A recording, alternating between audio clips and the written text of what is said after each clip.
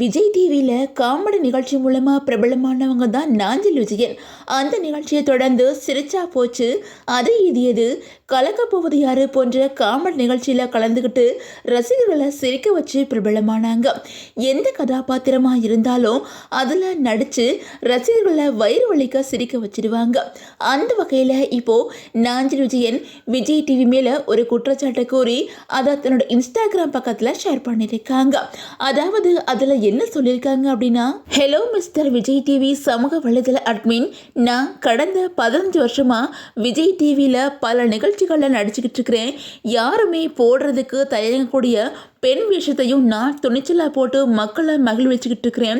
நம்மளோட விஜய் டிவியில் பணிபுரியக்கூடிய சில கலைஞர்களுக்கு கடந்த வாரம் பிறந்தநாள் வாழ்த்துக்களை நம்மளோட விஜய் டிவி சமூக வலைதளம் மூலமாக தெரிவிச்சிங்க. அதில் எனக்கு எந்த வருத்தமும் இல்லை. அவங்களுக்கு என்னோட மனமார்ந்த வாழ்த்துக்களும் கூட. ஆனால் என்னோட பிறந்தநாள் கடந்த வாரம் தான் போச்சு.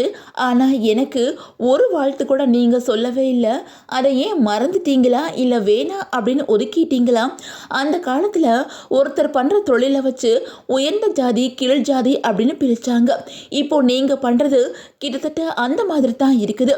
தொலைக்காட்சியில் உச்ச புகழ்பெற்ற கலைஞர்களை உயர் ஜாதியாகவும், என்ன மாதிரி ஒரு அங்கீகாரம் கிடைக்காதா அப்படின்னு போராடிட்டு இருக்கிற கலைஞர்களை கீழ் ஜாதியாகவும் நீங்கள் பார்க்குறீங்களோ அப்படிங்கிற வருத்தம் எனக்கு இருக்குது. மேலும் இந்த நிகழ்வு விஜய் டிவியில் பணிபுரியக்கூடிய அதிகாரிகளுக்கு தெரியாமல் கூட இருக்கலாம். ஏன் அப்படின்னா, இப்படிப்பட்ட முடிவுகளை விஜய் டிவி சமூக வலைதளத்தை பார்க்கக்கூடிய அட்மிட் தான் முடிவு பண்ணுவாங்க. மற்ற அதிகாரிகளுக்கும் தெரிய வேணும் அப்படிங்கிறதுக்காக இந்த பதிவு. இதெல்லாம் ஒரு விஷயமா? கடந்து போ நாஞ்சில் விஜயன் அப்படின்னு சொல்கிறவங்களுக்கு நான் ஒன்று சொல்லிக்கிறேன். இப்படித்தான் பல வருஷங்களை நாம் நம்மளோட உரிமைகளை பெறுறதுக்கு மறுக்கிறோம். நம்மளோட உரிமையை நாம தான் கேட்டு வாங்கணும் அப்படின்னு சொல்லிட்டு நாஞ்சில் விஜயன் காட்டமாக பதிவிட்டிருக்கிறாங்க. இப்போ இந்த நியூஸ் தான் சோசியல் மீடியா முழுக்க வைரலாகி வந்துக்கிட்டு இருக்குது.